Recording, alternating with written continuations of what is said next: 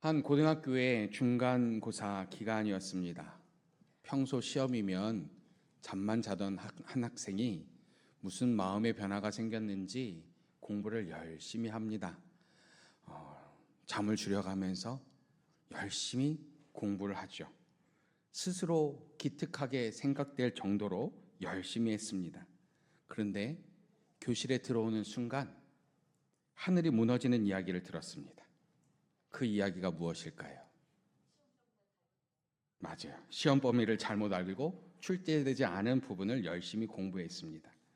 그 옆에는 또 다른 친구가 있었는데 조금 전까지만 하도 나는 이번 시험 자신 있다고 호언장담하는 친구였습니다. 그 친구가 이렇게 묻습니다. 오늘 사회시험 아니었어? 시험 과목조차 모르고 열심히만 한 것이죠. 만약 우리의 삶이 이러하다면 얼마나 허무하겠습니까? 쉬는 시간도 줄이고 잠도 줄이며 앞만 보고 달려왔는데 그 방향이 엉뚱한 곳을 향하고 있다면 말이죠. 성실함과 근면은 분명 필요합니다. 그러나 그것만으로 삶이 바른 길로 가는 것은 결코 아닙니다. 내가 과연 잘 가고 있는가 돌아볼 줄 아는 능력을 성경은 지혜라고 부릅니다. 그래서 그런 것일까요? 잠언 기자는 우리 인생에서 지혜를 무척이나 강조합니다. 잠언 기자는 솔로몬 왕으로 알려져 있습니다. 그가 어린 나이에 큰 나라의 왕이 되었지만 많은 백성을 다스릴 능력이 부족했습니다.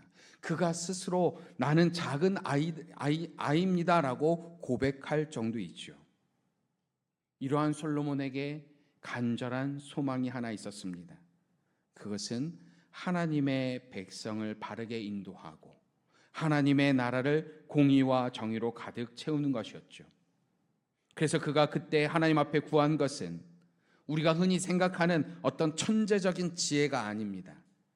성경을 보면 그는 바로 듣는 마음을 달라고 하나님 앞에 간구하죠. 솔로몬은 이렇게 간구합니다. 누가 주의 이 많은 백성을 재판할 수 있사오리이까? 듣는 마음을 종에게 주사 주의 백성을 재판하여 선악을 분별하게 하옵소서. 어떻습니까? 그는 대단한 지식이나 능력을 구한 것이 아니라 한 사람 한 사람의 인생의 이야기를 들을 수 있는 마음, 그들이 직면한 삶의 아픔과 문제를 경청할 수 있는 마음을 하나님께 구했습니다. 이 간구가 하나님의 마음에 꼭 맞았습니다. 솔로몬은 자기를 위해서 오래 사는 장수를 구하지 아니하였습니다. 부귀 영화도 구하지 않았습니다. 원수의 생명을 멸할 수 있는 능력을 구하지도 않았죠. 오직 사람들의 이야기를 들을 수 있는 마음을 구했기에 하나님께서는 솔로몬에게 사람의 마음을 듣고 분별할 수 있는 지혜롭고 총명한 마음을 더해 주셨습니다. 그러니 그가 그 왕의 자리에 앉아서 얼마나 많은 사람의 삶의 이야기를 들었겠습니까? 얼마나 많은 인생들을 관찰했으며 얼마나 많은 삶의 문제들을 보아왔겠습니까? 그리고 지혜가 없어 곤란한 일을 당하고 결국 삶이 허무해지는 일 또한 얼마나 많이 지켜보았겠습니까? 그래서 그는 인생을 살아가는 많은 이들을 향해서 뼈저린 경험을 담아 이렇게 조언하죠. 오늘 말씀입니다. 함께 봉독합니다. 지혜를 얻는 것이 금을 얻는 것보다 얼마나 나은고 명철을 얻는 것이 은을 얻는 것보다 더욱 나으니라. 아멘. 아멘은 하셨지만 이 말에 동의하십니까? 아니면 그때와 지금은 다르다고, 지금은 지혜보단 금이 최고라고 생각하십니까? 사실 어느 시대나 금과 은은 최고의 가치였죠. 그럼에도 불구하고 지혜가 중요하다고 잠언 기자는 이야기하죠. 오늘 본문의 구조를 살펴보면 그 강조가 더욱더 확실하게 보입니다. 잠언 기자는 히브리서 시가의 특징적인 대구 구조로 같은 진리를 두 번이나 반복하고 있습니다. 지혜와 명철, 금과 은. 이 반복은 단순한 수사가 아니죠. 이러한 표현은 이 금과 지혜, 이것을 비교조차 민망할 만큼 명백한 사실임을 강조하고 있죠. 잠언 3장은 같은 맥락에서 이렇게 선언합니다. 지혜는 진주보다 귀하여 내가 사모하는 모든 것으로도 이에 비교할 수 없느니라.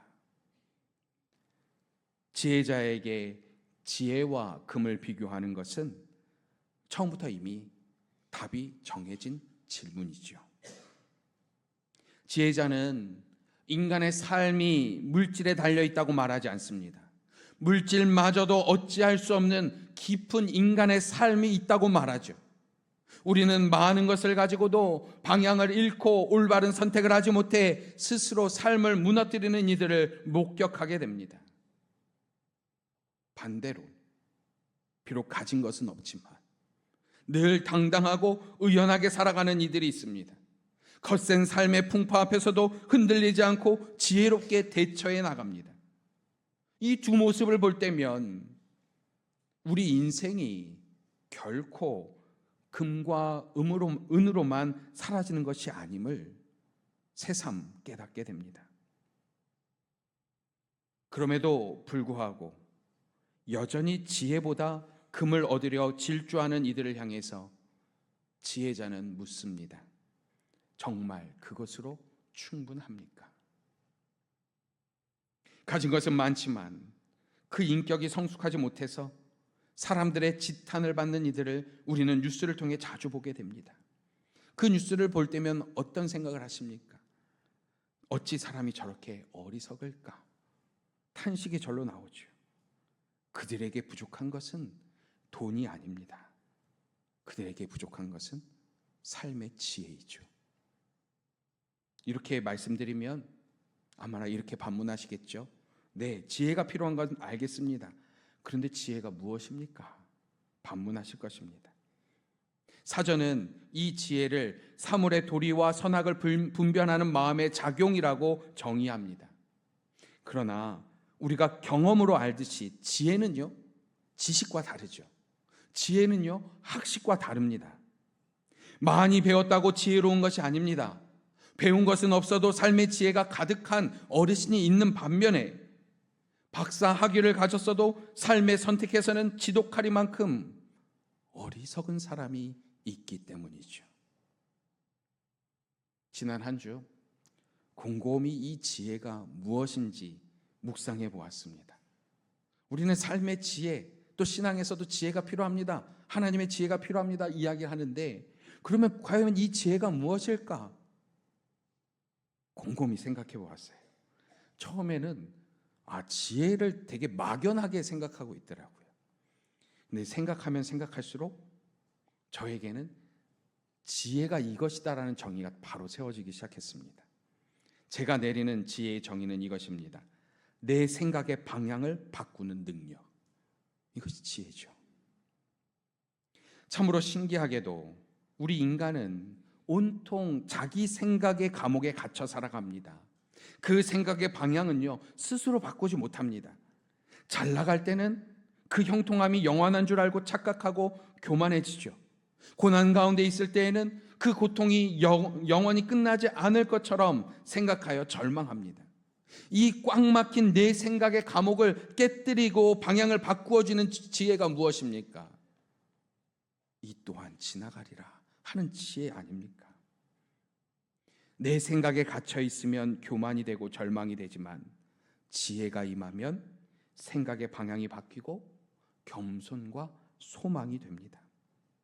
이처럼 갇혀있던 내 생각에 새로운 물길이 생기는 것, 우리는 그것을 깨달음이라고 부르고 지혜를 얻었다라고 말합니다.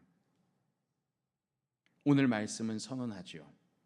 삶을 결정짓는 것은 얼마나 가졌는가가 아니라 어떻게 살아가는가입니다. 이제 가장 중요한 질문이 남았습니다. 이 지혜를 어디서 어떻게 구할 수 있습니까? 성경은 말하죠. 여호와를 경외하는 것이 지식의 근본이요 거룩한 자를 아는 것이 명철이라. 내 경험과 생각에 갇힌 인생이 생각의 방향을 바꾸기 위해서는요, 외부의 도움, 즉 나를 창조하시고 내 인생을 계획하신 하나님의 뜻을 구하는 방법밖에 없습니다. 세상은 공식처럼 성공하면 행복하고 실패하면 불행하다고 말하지만, 하나님의 선하신 주권을 믿는 자는 실패 속에서도 하나님의 뜻을 발견하며 생각의 방향을 바꿉니다. 예수님께서는 나는 마음이 온유하고 겸손하니 나에게 와서 배우라고 말씀하십니다. 이것이 지혜를 얻는 첫 번째 방법이고, 이 지혜는 인생을 바라보는 거시적인 통찰이죠. 그런데 우리의 실제의 삶과 맞닿아 있는 지혜를 얻는 두 번째 방법이 있습니다. 그건 바로 내 곁에 있는 사람들을 통해서 배우는 것이죠. 앞서 말씀드렸듯이 지혜는 내 생각의 방향을 바꾸는 능력입니다. 오랫동안 굳어진 생각, 수십 년의 경험으로 쌓인 확신은 내 안에서 스스로 무너지지 않습니다. 바로 그때 타인의 새로운 관점이 필요합니다. 다른 이들의 말은 내가 보지 못한 방향에서 날아오는 빛이지요. 그 빛이 내 생각의 감옥에 균열을 내고 방향을 바꾸게 합니다. 다른 누군가의 이야기를 잘 듣는 것, 경청, 이것이 곧 지혜의 통로인 이유가 여기에 있습니다. 한 대형 트럭이 굴다리를 지나가고 있었습니다. 운전자는 미처 높이를 확인하지 못하고 진입하는 바람에 굉음과 함께 트럭이 굴다리 틈에 꽉 끼어버렸습니다. 앞으로 나가자니 굴다리가 무너질 것 같고, 뒤로 빼자니 차가 완전히 망가질 상황이었습니다. 사람들이 모여들어서 저마다의 방안을 제시하죠. 트럭의 윗부분을 잘라내야 한다. 굴다리 천장을 빨리 철거해야 한다. 복잡한 계산을 했습니다. 그때 옆에 구경하던 한 아이가 좋은 방법이 있다고 외쳤지만, 사람들은 조그만 녀석이 뭘 한다고 그래 하며 그 아이의 생각을 무시했죠. 그 아이의 말을 들으려고 하지 않았습니다. 아이가 답답하다는 표정으로 중얼거립니다. 트럭 바퀴에서 바람을 절반 빼면 차 높이가 낮아져서 그냥 쏙 빠질 텐데. 참으로 놀라운 지혜이죠. 논어는 말합니다. 세 사람이 길을 가면 반드시 내 스승이 있다. 나보다 뛰어난 사람에게서는 좋은 점을 본받고, 나보다 부족해 보이는 사람에게서는 나쁜 것을 경계하며 스스로를 돌아보게 되니 내 곁에 있는 모든 사람이 결국 나의 스승이라는 뜻이지요. 나와 다르게 생각하는 사람이 틀린 것이 아닙니다. 오히려 내가 보지 못한 방향을 그가 보고 있는 것이죠. 그러므로 내 생각과 다른 의견을 제시하는 사람은 내 생각의 감옥을 깨뜨려줄 아주 귀한 인생의 스승입니다. 누군가가 나와 다른 의견을 낼 때 쓸데없는 소리 하지 말라고 핀잔 주기 전에 이렇게 한번 말씀해 보세요. 일리가 있습니다. 그리고 한번 더 생각해 보십시오. 분명 내가 보지 못한 것을 그가 보고 있음을 깨닫게 될 것입니다. 오늘 스승의 주일을 맞아 우리는 솔로몬이 하나님께 구한 것을 다시금 기억해야 합니다. 솔로몬이 하나님께 구한 것은 들을 수 있는 마음이었습니다. 학교 교단에만 스승이 있는 것이 아닙니다. 하나님은 우리 주변의 평범한 이웃들, 때로는 우리의 자녀들, 어린아이를 우리 인생의 스승으로 보내주십니다. 누군가에게 배운다는 것 부끄러운 일이 아니지요. 모르면서 아는 체 하는 것, 내 생각이 전부라고 고집 피우는 것, 그것이 가장 어리석은 일이고 그것이 가장 부끄러운 일이죠.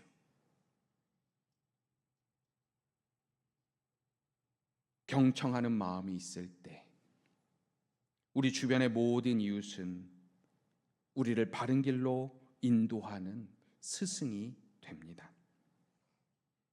오늘 말씀은 우리에게 큰 위로와 도전이 됩니다. 들을 수 있는 마음을 구한 솔로몬에게 하나님께서 어떻게 응답하셨습니까? 하나님께서 솔로몬이 구하지 않은 부귀와 영광까지 더해서 주셨습니다. 예수님께서도 이와 같은 원리를 말씀하시죠. 먼저 그의 나라와 그의 의를 구하라. 그리하면 모든 것을 너희에게 더하시리라. 본질은요, 구하는 자에게 하나님께서는 더 이상의 것을 주십니다. 이는 지혜가 반드시 부귀를 가져다 준다는 약속은 아닙니다. 돈이 많아도 지혜가 없으면 그 돈 때문에 인생이 망가집니다. 그러나 지혜가 있으면 물질을 올바르게 다스려 내 삶과 이웃의 삶을 풍요롭게 만듭니다. 지혜자가 쓴 잠언을 깊이 묵상해 보십시오. 그 지혜는 우리에게 절제하는 삶을 선물합니다. 그 지혜가 우리로 하여금 겸손하게 합니다. 이웃과 좋은 관계를 맺게 하고 균형 잡힌 건강한 삶을 살게 합니다. 그리고 무엇보다도 지혜를 따라 살아가는 우리의 삶의 결말을 아름답게 합니다. 금과 은은 삶의 수단이 될 수 있지만 결코 인생의 나침반이 되지 못합니다. 지혜가 우리 인생의 나침반이죠. 세상은 어느 때보다 빠르게 변하고 있습니다. 관계는 더 복잡해지고 미묘해집니다. 해결해야 할 문제들은 끊임없이 밀려옵니다. 예전에 기준이라고 생각했던 그 모든 기준들이 흔들려 버립니다. 이 거센 흐름 앞에서 우리는 자연스럽게 무언가를 달라고 간절히 구하게 되죠. 가만히 생각해 보면 우리의 기도의 제목은 놀랍도록 언제나 똑같습니다. 더 나은 형편, 당면한 문제의 돌파구, 넉넉한 물질, 손에 쥐어지는 눈앞의 성과만을 원하지요. 그러나 오랫동안 수많은 인간의 삶을 지켜봐온 지혜자는 오늘 이 아침 우리에게 엄중히 묻습니다. 지금 내가 구하고 있는 그것이 내 삶의 방향을 이끌 수 있는가? 그것이 내 삶을 진정으로 아름답게 하는 참 가치인가? 이번 한 주 눈에 보이는 금과 은, 당장의 문제 해결만을 구하던 우리의 기도를 잠시 멈춥시다. 그리고 이렇게 기도합시다. 하나님, 내 생각의 감옥에서 벗어나 하나님의 시선으로 인생을 바라볼 수 있는 지혜를 주옵소서. 내 곁에 보내주신 수많은 인생의 스승들의 말에 귀를 기울일 수 있는 듣는 마음을, 겸손한 마음을 주옵소서. 이 기도를 통해 물질을 구해서 겨우 채워지는 삶이 아니라 하나님을 경외하고 이웃의 말에 귀를 기울이는 지혜를 구함으로써 온 삶이 풍성해지고 마침내 그 결말이 아름다워지는 복된 우리의 삶이 되어지길 하나님은 원하십니다. 지혜를 구하십시오. 그것이 금보다 낫습니다. 이 시간 잠시 눈을 감고 오늘 주신 말씀을 통해서 다시금 우리들의 삶과 믿음을 돌이켜보길 원합니다. 물질만이 나의 삶을 더욱 좋게 할 것이라고 생각하지는 않습니까? 나는 지혜를 얼마나 구하고 있습니까? 그 지혜를 얻기 위해 나는 무엇을 하고 있습니까?